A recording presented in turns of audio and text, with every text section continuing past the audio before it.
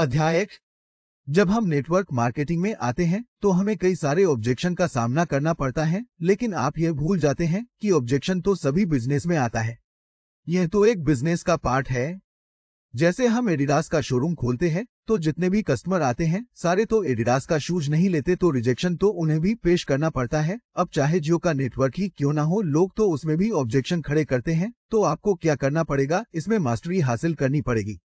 अगर आप कच्चा दिमाग लेकर मार्केट में होगे तो कोई दूसरा व्यक्ति ऑब्जेक्शन करता है और आप जवाब नहीं दे पाते हो तो आप खुद के डिसीजन पर शक करने लगते हो। पूर्ण विराम।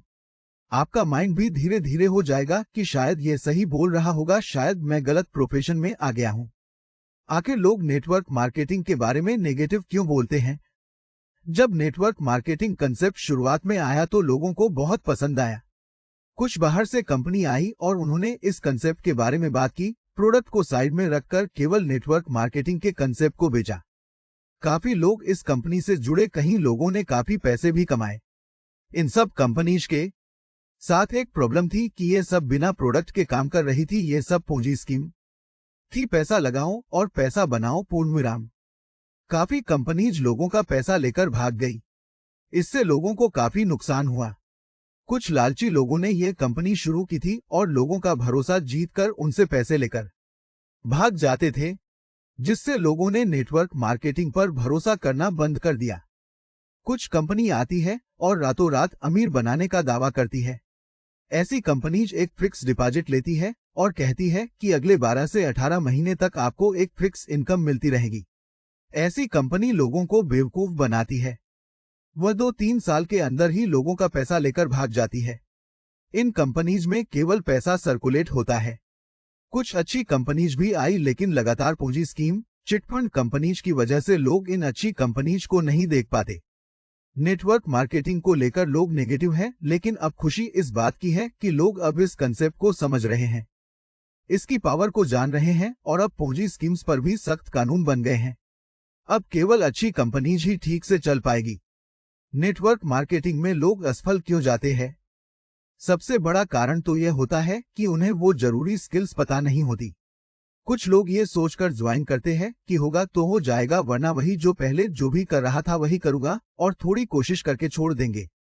वो ये भूल जाते हैं कि माचिस की तीली की लपटों से कभी चाय नहीं बनती।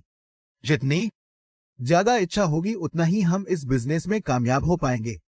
लेकिन क्या यह सही है? बिल्कुल नहीं। अगर हवाई जहाज को थोड़ी सी स्पीड देखकर छोड़ दें, क्या वो उड़ जाएगा? उसको पर्याप्त स्पीड देने के लिए इतनी एनर्जी तो देनी होगी जितनी कि वह हवा में जाकर स्टेबल हो जाए। लेकिन हम तो यही चाहते हैं कि थोड़ी मेहनत करे और सफलता मिल जाए। प्रोस्पेक्टिंग कैसे करें? लोग हर जगह हैं, लेकिन दिक्कत यह है कि हम जानते नहीं हैं कि उनसे कैसे बात करें कि वो हमारे साथ ज्वाइन कर ले। आप जब किसी से मिलते हैं और बताते हैं कि मैं लोगों की हेल्प करता हूं एक्स्ट्रा इनकम कमाने में, आप ये गलती कर देते हैं कि आप पहली ही बार में सब कुछ बता देते हैं, जिससे उसको लगता है कि यह कोई फ्रॉड बिजनेस है।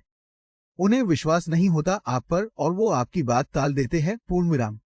जब आप किसी से मिले तो इस तरह बताएं तो वो उत्साहित हो जाए और कहे कि मुझे इसके बारे में जानना है।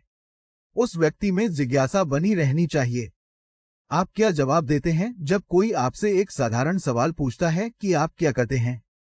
आपका जवाब परिणाम में बहुत अंतर डाल सकता है। क्या आपने कभी इसे महसूस किया है? जैसे कोई व्यक्ति आपको बस में मिलता है और बातों ही बातों में आपसे पूछता है कि आप क्या करते हो? आपको अब ऐसे बताना है कि वो व्यक्ति बोले कि कैसे। आप एक बात याद रखें, आपको कुछ भी झूठ नहीं बोलना है। आपका एक एक शब्द सच होना चाहिए। उससे बाद में सामने वाले को आप पर विश्वास करेगा। और सच कहो तो इस बिजनेस में वो लोग कामयाब होते हैं जो लोगों के साथ विश्वास पैदा कर पाते हैं और उन्हें सही रास्ता दिखाते हैं। आप बोल सकते हैं मैं लोगों की हेल्प करता हूं एक्स्ट्रा इनकम कमाने में। अगर सामने वाला थोड़ा भी इंटरेस्टेड होगा तो वो बोलेगा कैसे। और बस यही तो हम सुनना चाहते थे। अध्याय 2 का लिंक कमेंट बॉक्स में दिया है।